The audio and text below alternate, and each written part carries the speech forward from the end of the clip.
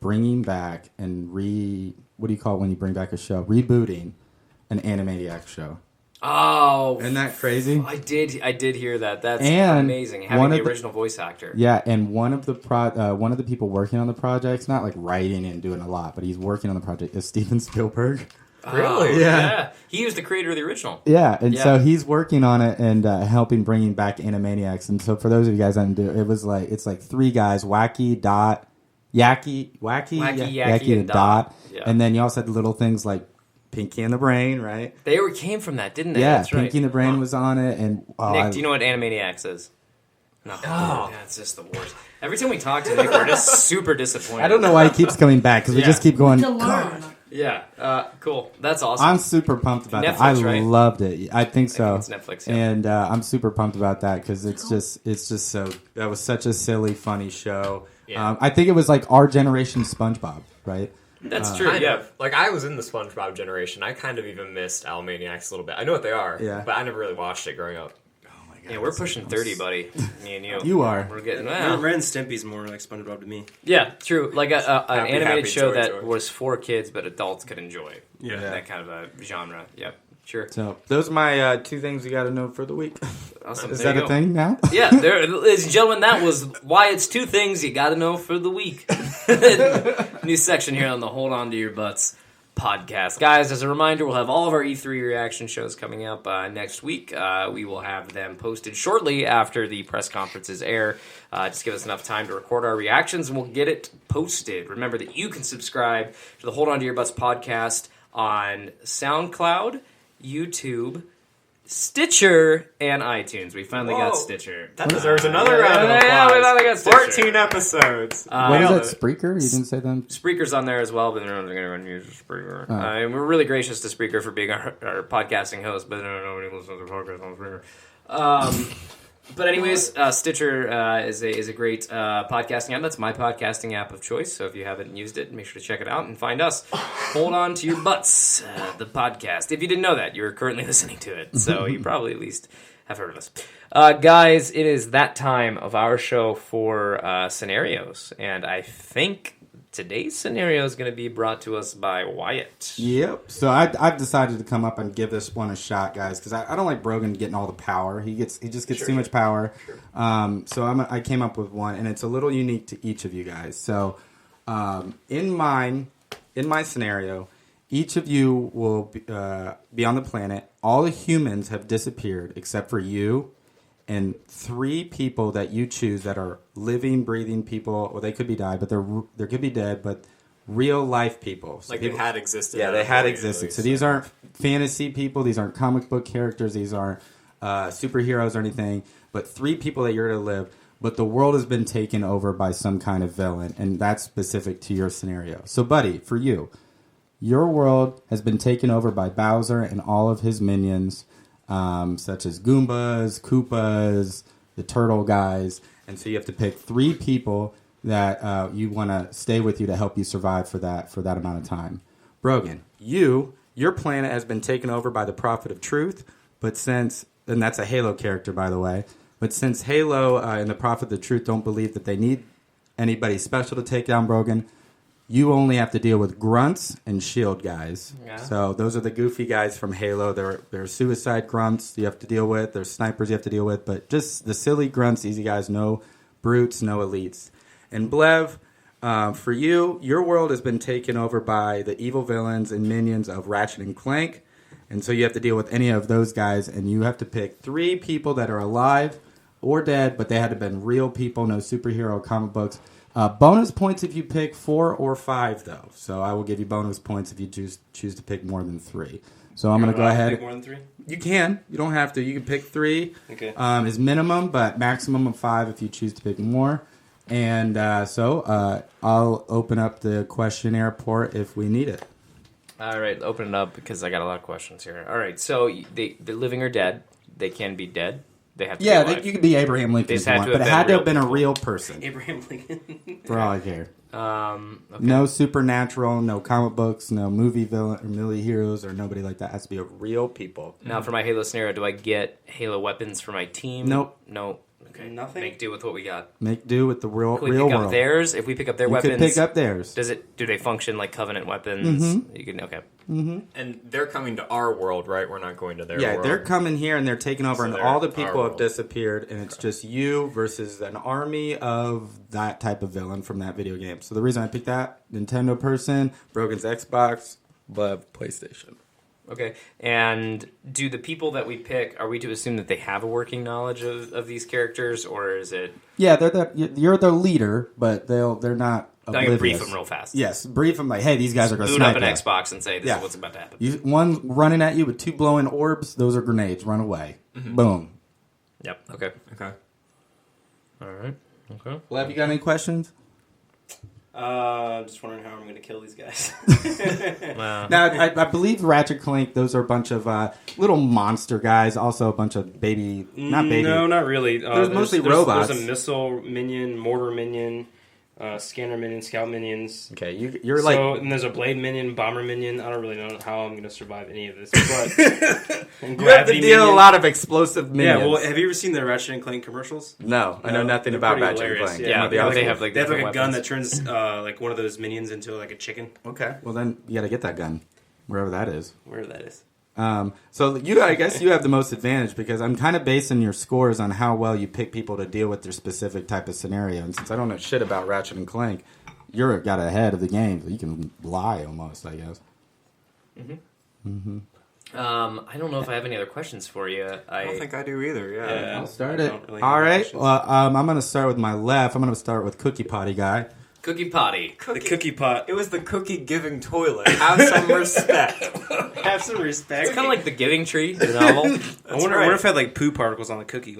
And then I'm going to No. Yeah, if it was in the Don't- bathroom, it did. Don't ruin my childhood, blood. Okay, and then just a heads up to help me grade who's going to win this is going to be our very own audience member, Neighbor Nick. There you go, Neighbor Nick. Neighbor Nick. All right. All So right. first up, Can you give us Buddy's scenario ahead of it? Real quick. Oh, again? yes. Yeah, remind me. Buddy's scenario is the world has been taken over by Bowser and all his minions. So he has to deal with Goombas, Koopas, turtles, ghosts, flying flying ships. He's got to deal with all of those guys. flying shit cookies. You pretty much covered. That's pretty much all the levels. I think I did. That's right. Yeah. Tanks, too, I guess. All right, so You're welcome. I've assembled an A team here. An 18. The actual A team? No. That's not the a A-team. little Bold cheap. call. All right, so my first person is kind of, I feel like, the best choice, which would be Mr. Miyamoto himself, because he created the whole Mario universe, so I feel like he's going to have real good intel on how to get past all the enemies. Wow, strong. So he is the intel piece of our team. Person number 2 is going to be, Bowser is a big enemy, takes on many different forms in different games. I think I'm going to need Steve Irwin. Because the ghost of Steve Irwin, actually, because rest in peace, Steve Irwin died. ghost of Steve Irwin. You're But- being disrespectful. What is Bowser but just a giant reptile? So I feel like Steve Irwin could He's take gonna him down. die again. Okay. That's pretty damn good. Don't. No. He's gonna die again. No. I'm saying you're doing a good job. I didn't say it would be good if Steve Irwin died again. That's what you were thinking. That's what I thought you were saying. No. All right, number 3. I actually have 5. I'm going the distance here. All right, number 3 is going to be Christian Taylor. Do you know who that is? No idea. That was the most recent Olympic gold medalist in the triple jump, which is important. Oh my god. You did some research, didn't you? Yes, I did. Because almost all the enemies are defeated by jumping on them. So, triple jump. Damn it. He's our defense. We're really fucked out. All right. Person number 4. So, in the Mario universe, who's invincible? Nobody, unless you get a star. Who's a motherfucking star boy? The Weeknd. Oh my god. Oh my. Wait, okay. I don't get No, this it's pop not- conference. Oh! No, the Is this Weeknd a- has the song Starboy. Yeah. Can you please sing it? No. It's like, I'm a motherfucking star. Ba, ba, ba, ba. It's with Daft Punk. Daft Punk came on the buzz. But anyway, so he'd be invincible, is what I'm I trying thought to he get was going to go across. with Adele, but okay. No. Adele. No. So that's number 4. Last but not least, number 5, I'm going to have to go with Tom Cruise. Because he does all of his own stunts. He doesn't look that intimidating up front. So I feel like he could sneak up on all the enemies. They'd be like, "Who's this guy?" And then he'd just wipe them out. He's fiercely friendly. Wait. Fiercely friendly. That's how people describe him. Fiercely friendly. Yeah. It's like, hey, he looks really friendly, but he's got like an intensity to him. I mean, isn't he like only like 5'3" or something Right, like that? yeah, not that intimidating, but he could probably pound all the enemies. So that's that's my 5. To recap, Miyamoto, Steve Irwin, Christian Taylor, the Olympic gold medalist, The Weeknd, and Tom Cruise. All right. Do you have a team name? I did not prepare a team name. All right. Prep your team name. All right, I'll come back. All right. Who wants to go second? I got it. All right. Give me my scenario one more time. Your scenario is the Prophet of Truth from the Halo universe has come to the world, come to Earth to destroy all of humankind, but found that only Brogan and his small band is the only thing left. So he's not going to waste a bunch of resources, and he's going to send just an army of grunts and an army of shield weasel enemies that just hold shields and pistols. Jackals. And those jackals also are sniper rifles. Some of them have sniper rifles. So all you have to do is deal with them. You don't have to deal with elites. You don't have to deal with brutes or the flying or the hunters or any like that. So you have to survive that type of onslaught.